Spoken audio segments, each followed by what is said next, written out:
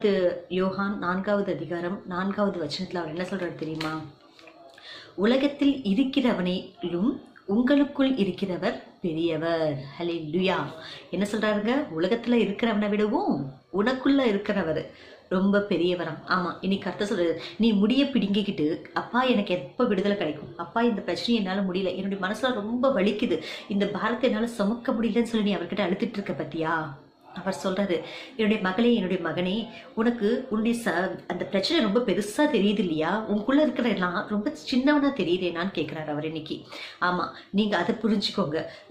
முன்னாடி இருக்கிற அந்த பிரச்சனை ரொம்ப சின்னது, உங்களுக்குள்ள இருக்கிற அந்த கர்த்தர் ரொம்ப பெரியவர்னு நீங்க எப்ப தெரிஞ்சுக்கிறீங்களோ அப்போ உங்க முன்னாடி இருக்கிற அந்த பிரச்சனை எப்படி தோணும்? உங்களுக்கு ஒரு சின்ன புழு மாதிரி தோணும்.